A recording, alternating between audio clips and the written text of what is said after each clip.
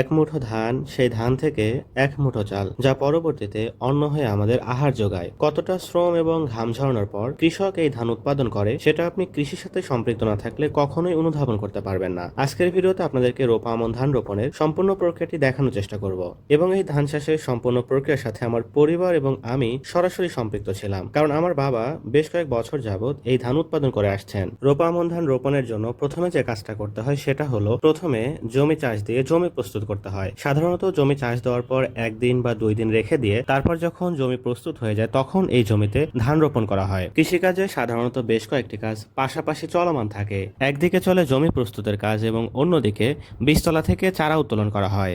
যেহেতু এই জমিতে প্রতি বছরই ধান উৎপাদন করা হয়, সেহেতু জমির উর্বরতা বৃদ্ধির জন্য জমিতে চারা রোপণের সময় পরিমিত পরিমাণে সার ছিটিয়ে দেওয়া হয়।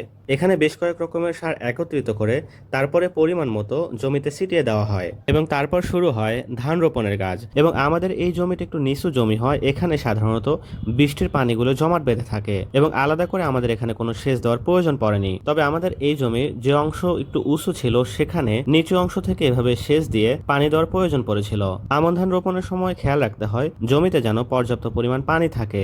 ছবিতে আপনি আমার বাবাকে দেখতে পাচ্ছেন। সাধারণত আমাদের জমিতে ধান রোপণের সময় আমরা এই ভিডিওগুলো ধারণ করে থাকি এবং কৃষিকাজের সাথে যারা সম্পৃক্ত থাকে তারা কতটা কষ্ট সহিংস হয় সেটা আপনি এখন আবহাওয়া পরিস্থিতি দেখলেই বুঝতে পারবেন। সাধারণত কৃষিকাজের সময় যে কোনো ধরনের প্রতিকূল বা বিরূপ আবহাওয়া তৈরি হতে পারে এবং আমাদের জমিতে আমরা যেদিন ধান লাগানো শুরু করি সেদিন এভাবে মুষলধারে বৃষ্টি শুরু হয়েছিল। মাত্র একটি ছাতার নিচে আমরা মোট 3 জন মানুষ আশ্রয় নিয়ে বেশ কিছু সময় আমরা এভাবেই ঠায় দাঁড়িয়েছিলাম। তারপর যখন বৃষ্টি আস্তে আস্তে কমে যায় এবং তখন আমরা জমিতে ধান লাগানো পুনরায় শুরু করি। জমি চাষ দেওয়া থেকে শুরু করে জমিতে ধান রোপণে প্রায় 5 থেকে 6 দিন সময় লেগে যায়। এই পুরোটা সময় জুড়ে আমি আমার বাবার সাথে থেকে কিছু কাজ দেখা এবং শেখার চেষ্টা করেছি।